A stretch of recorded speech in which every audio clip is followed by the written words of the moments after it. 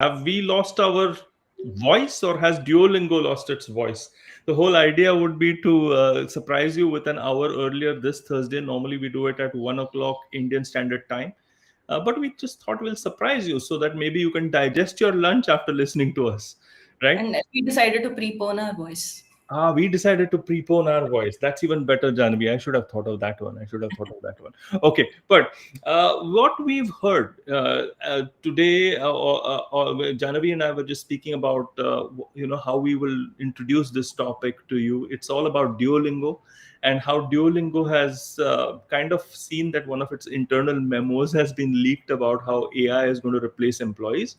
Now the issue would be, how do you tackle that, and what is Duolingo all about? Is Duolingo's situation precarious because of this, or is there a deeper problem that maybe Duolingo is facing because of this whole AI thing? And can storytelling help, right?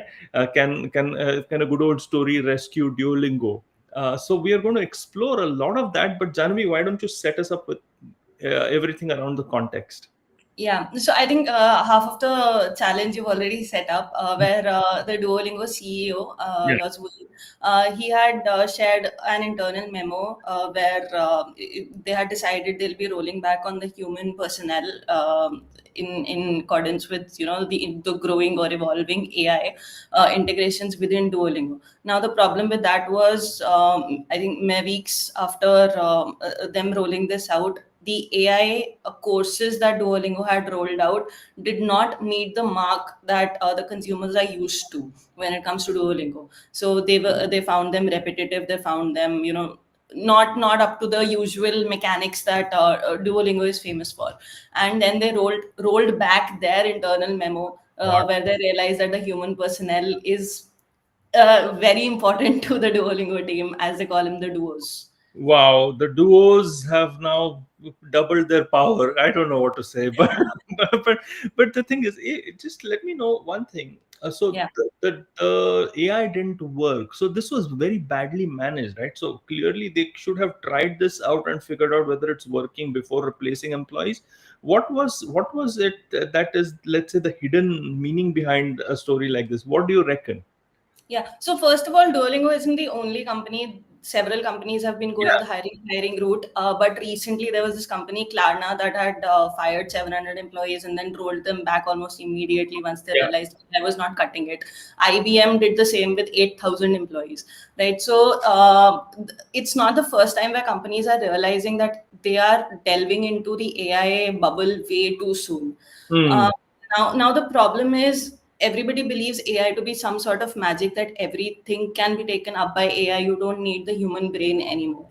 What they're not realizing is that AI works on a tokenization system, and tokens will only work out if there is some existing data in the system, or if there is some existing mechanics in the system. Now Yes. companies like Duolingo, that there are several language learning apps, but why Duolingo made the mark, the kind of billions that it made, that other companies have not even been able to make a brand out of their own name, right?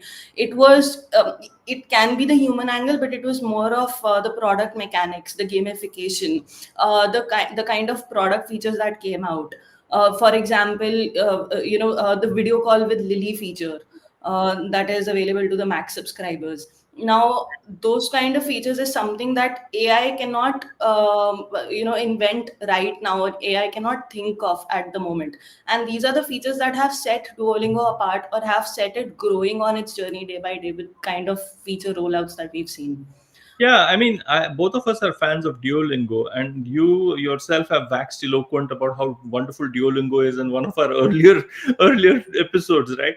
And I'm just wondering, right? I'll give you a conspiracy theory hypothesis over here, and the conspiracy theory hypothesis is that the trend that I am seeing is a lack or reduction in demand for something like Duolingo from casual users who say that they don't want to learn a language now because AI can very quickly translate. Hmm. So which essentially means there's a loss of use cases for Duolingo, which means that there is pressure for them to actually manage that profitability that you are talking about, which means that they will need to be very aggressive about letting employees go, which means that they will need to hasten their AI, which means that the employees had every chance to get really irked with their CEO, who has been this champion and has done TED talks and everything like that, and now suddenly is becoming or speaking a different language. So this is my conspiracy theory. What do you think? Okay, so a little facet to it. Okay. Uh, the people who have been learning language from Duolingo, Yeah. generally it is believed that these are the people that are going for some tests or require a job in those countries, etc., etc. Now, if you look at the kind of languages that Mm. you are learning on Duolingo, that Yeah. Duolingo itself has published, they are not languages like German or French that are the only languages dominating the ecosystem. Yeah. The reason that Duolingo is coming out with the Somalian language and kind of these languages that nobody for with a career aspiration would learn Right. in their life, right, is a very good indication that people are not not using Duolingo for career enhancement, but more for their casual learning. Now, with AI coming into the picture, people are getting more free time because half of the manual labor that they were doing in their lives is getting automated because of AI or other automation tools. Now they have time as their luxury to spend on things that they really like to do.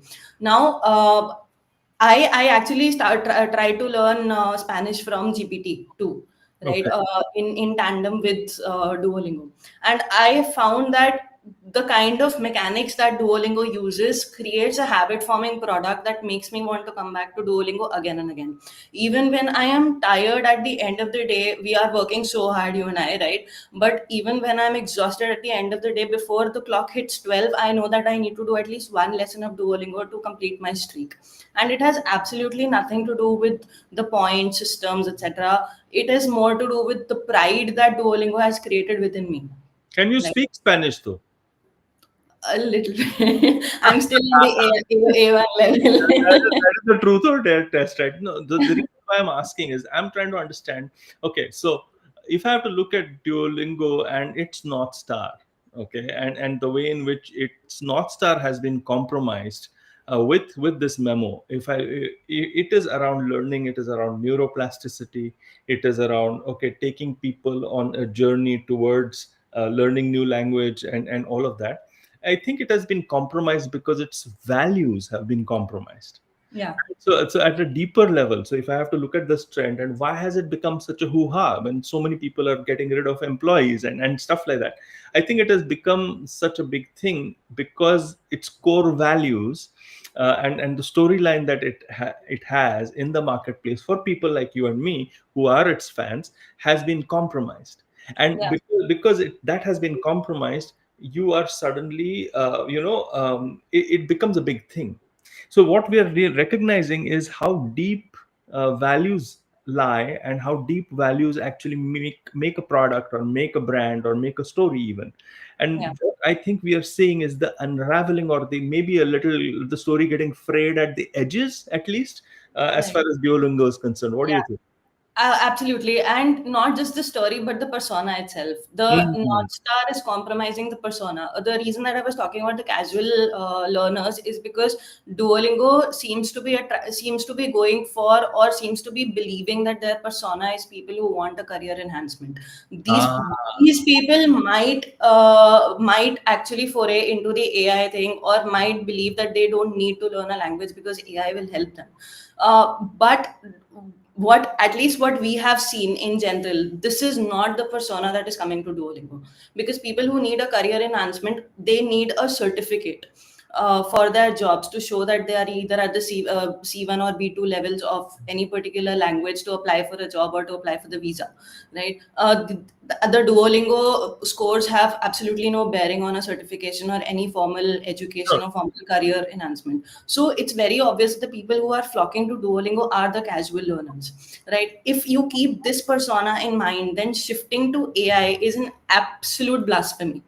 right? Because these are the people that need a human connection, not just a social connection, but more of a human behavioral psychology, where a human can only understand what will make a human come back to the app or keep on learning, or learn that make them learn more efficiently or faster. AI cannot do that. AI will only give you what is already there. You know what is interesting is that you have identified a persona which seems to resonate with you, me, and so many others.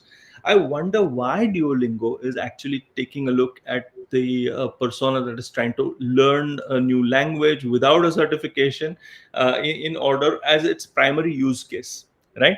So it's a question of the case of the missing persona or the case of the mistaken persona, right? If we had a detective novel around it. Now, it's quite likely that maybe their casual personas are not such a big market in terms of whatever they're trying to do, and Yeah, that is perhaps weighing down. Maybe the North Star is weighing down upon the values because yeah, the persona is a problem. And this reminds me of the stuff that we spoke of maybe a couple of episodes before, wherein how horses went from transportation to hobby, right? yeah, So obviously the use case is reduced for horses. Obviously there was lesser demand for horses, and it's quite likely that Duolingo, if it was mistakenly pursuing the first persona, is going to have the same problem, which yeah. might make it unprofitable, which might make it lose employees, which might make it go to AI, which again compromises on the product. So they seem to be stuck in some sort of weird loop, isn't it? Yeah, yeah, agreed, agreed. And coming on to your first point, right? I actually think that Duolingo is trying to shift the personas because they have started evaluating their scores against the CEFR scores Ah, and all, right? yeah. And they've forayed into English as English certifications in comparison with IELTS and TOEFL exams, Yeah. etc.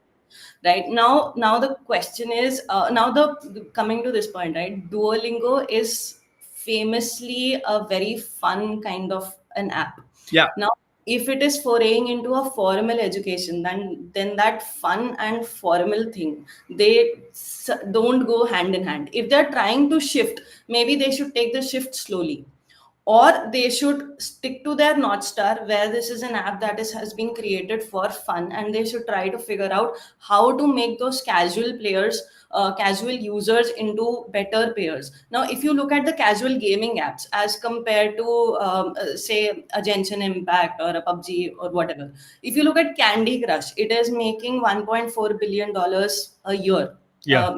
Even after it was launched in 2012, officially launched in 2013 on Android, and it has even after 11 years, 12 years, it is one of the most top grossing apps in the world. Hmm. Right? And that is in comparison with the competitive gaming apps. Yeah. Now, if a casual game where people don't need to pay, Yeah. right, can makes more amount of money over competitive apps, where there will be a peer to peer competition that will make you pay, then why can't a learning app for casual players use the same kind of model, where they've already gone from the freemium model to the subscription model. They already have the addiction and the adoption, not only of the early users, but even the laggards have come to Duolingo now. So I think this is the point where Duolingo should again recalibrate and see what exactly does it want its North Star to be, and then the brand needs to be repurposed according to that persona, according to that North Star. Yeah, so I was wondering what the story for Duolingo is really going ahead. Now, it really depends upon whether they're changing what their persona is, whether they're recalibrating their market size. It has to align with its values. I think those values they cannot change overnight. The Yeah, core value that they represent. My feeling is somewhere the story has to be exactly the opposite that they are being famous for right now, which is Duolingo has to actually focus on how they are deeply human, right? hmm, And actually how that deeply human part of Duolingo, because if I look at it, when I'm learning a language, and the reason why you were trying to stay up, besides the dopamine rush and besides the fact that you're a little crazy, the yeah, fact is that the reason why you are doing it is because you want to go through the process, the journey, yeah, right? yeah. So now this directly connects with your hero's arc. Okay, Hmm, your hero's arc is something which starts off by looking at a challenge, and then there's this win, and then there's this dopamine rush, and then you feel that, and then you sleep, right? So, or whatever it is. So you have the storyline which is already working for you. And it's quite possible that Duolingo actually needs to talk about how human it is. And rolling back its AI thing is not enough. I think what it needs to do is take a stand on what it is all about. And it is not about AI. And it should literally, for their sake, talk about this counter trend of being deeply human. What do you think? And not just talk about it, their product features should showcase it. Now, for example, Yeah. if one very good thing that Duolingo can take, a direction that Duolingo can take, is something that apps like HelloTalk or Tandem have Yeah. tried to do, right? Yeah. Which is a social to social connection.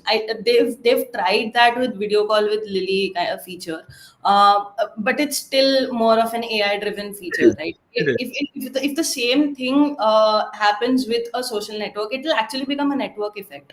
Your casual player roll it out as a freemium model for some time and then make it a paid thing, right? Why won't people hop on to talking to people in Spain?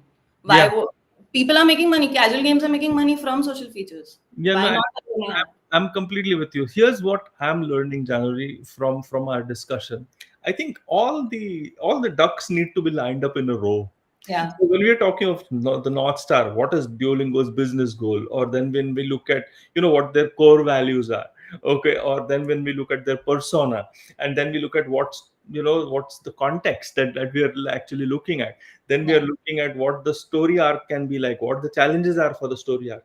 If any of these are not aligned with everything else, you're going to have a fake ass sounding story, yeah, or you're going to literally be bleeding market share, or something like that, right? Or somebody else is going to eat your lunch. I yeah. think there's a lot of lessons to this, isn't it?